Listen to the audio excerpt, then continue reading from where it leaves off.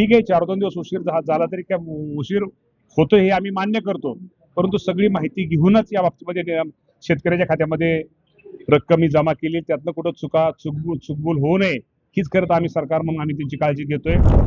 कधीपर्यंत शेतकऱ्याला कर्जमाफी मिळणार आहे? 5 तारीख आम्ही दिलेली आहे.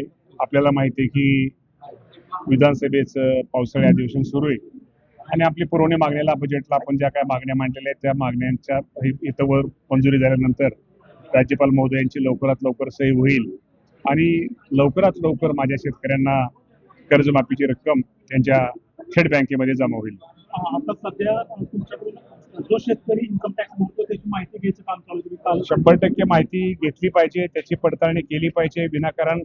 शेवटी हा लाभ, ही कर्जमाफी ही गरीब शेतकऱ्यांना मिळाली पाहिजे, हा सरकार त्यातनं घेतोय.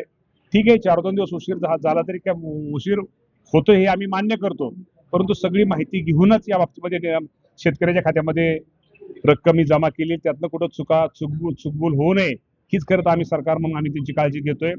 पण राज्यातील शेतकऱ्यांनी खरंच या राज्याचे मुख्यमंत्री देवेंद्र फडणवीस साहेब, एकनाथ शिंदे साहेब, सुनेत्रावहिनी पवार या सर्वांचे आभार ह्यासाठी मानले पाहिजे. या अडचणीच्या काळामध्ये खरं तर काही कुठली समोर निवडणूक नाहीये, कुठली समोर निवडणूक नसताना सुद्धा, कुठलाही राजकीय मनामध्ये कुठलंही नसताना सुद्धा त्या अडचणीत आलेल्या माझ्या शेतकऱ्याला एक मदत करण्याचा निर्णय या राज्याचे मुख्यमंत्री, दोन्ही उपमुख्यमंत्री आणि आमच्या सगळ्या मंत्रिमंडळातल्या सगळ्या सहकार्याने घेतलेला आहे. निश्चित या सर्वांचं एक कृषी मंत्री म्हणून, एक शेतकऱ्यांचा प्रतिनिधी म्हणून यांचे आभार मानतोय.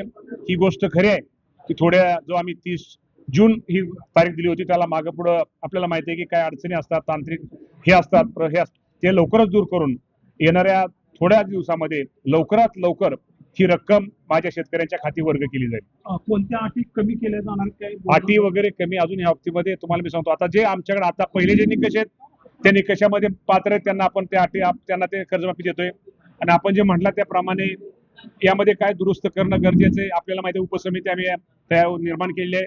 शेतकऱ्यांच्या काय सूचना आहेत, कुठली अट घातली पाहिजे, शेतकरी प्रतिनिधी जे शेतकरी संघटनेचे काय त्यांचे काय मागणी आहेत त्या बाबतीमध्ये अजून पुढे भविष्यामध्ये दुरुस्त्या त्यांच्या सूचनेचा आदर करून त्यामध्ये दुरुस्त्या करून त्या शेतकऱ्यांना कर्जमाफीचा लाभ देता येईल.